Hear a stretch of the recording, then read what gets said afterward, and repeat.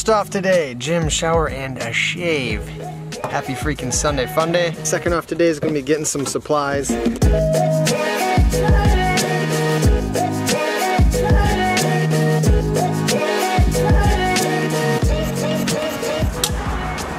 supplies, gas. Now we just need some ice. Looks like Ben's got the ice.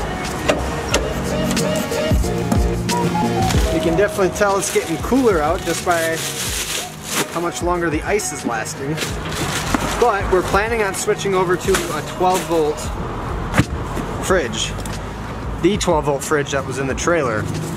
The trailer still hasn't sold. The fridge is still sitting in there, and after using solely ice to cool my food for the last 6 months, I decided I'm gonna go back to the 12-volt cooler. I'll have to find somewhere to camp.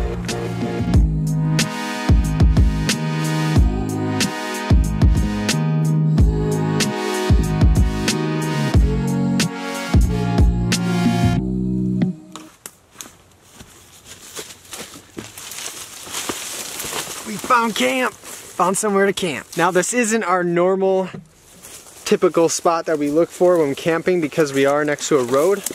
But days are getting shorter though. It's already getting dark out.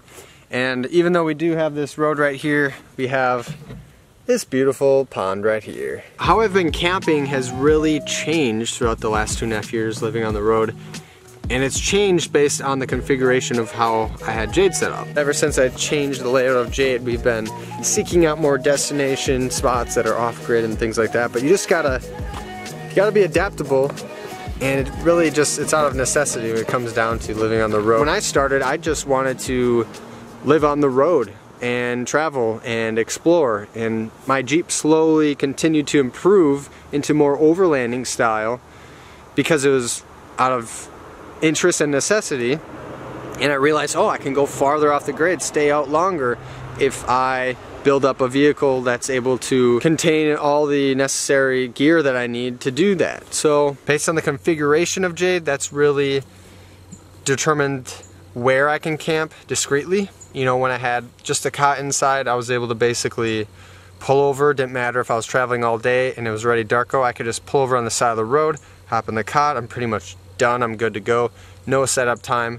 This spot though, you know, throwing up a big tent right here, we're gonna cause an attraction to ourselves setting up a huge tent here. When I started living on a Jade, I never had even heard of the term overland or overlanding. I'm from Wisconsin. It's more of a hobby term, I think, is what it comes down to. And really at the end of the day, an overlanding vehicle could be any kind of vehicle. Building a vehicle that basically you can rely on it for all your needs, food, water, shelter. That's a concept, I think, of an overlanding vehicle. There's people all over the spectrum when it comes to overlanding too. You don't need to go off-road, I don't think, to overland either. So really, are you into camping? Are you into vehicles? Are you into building a vehicle that you can really survive out of? It really just depends on your purpose, what you're aiming for, what your goal is. I've seen people live out of their vehicles to save money on rent, going to school or work, etc. So they're not going to be necessarily driving all around, they're not going to be carrying all this extra equipment. At the end of the day, I'm living on the road, I'm camping out of necessity. Finding destination spots off the grid, yeah, that's a big goal, but days like today, you never really know where you're going to sleep. And so you're camping out of necessity. So it really just depends on your purpose. It is cool to be ready for the zombie apocalypse though, let me tell you. As we're driving around, sometimes people just yell things out at us. And today actually someone said that, is it the zombie apocalypse? No, but we're ready for it. What are you doing?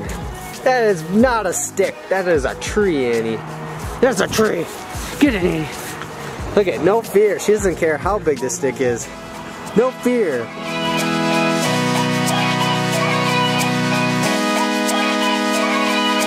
Clint Nelson just became a Patreon pledge, helping to support this journey. I just want to say thanks, Clint, for helping us out. It means a lot. Thank you guys so much for hanging out with us, and I will see you guys tomorrow. Found a river nearby. I'm just going to drive out in the country and try to find somewhere to sleep alongside of it.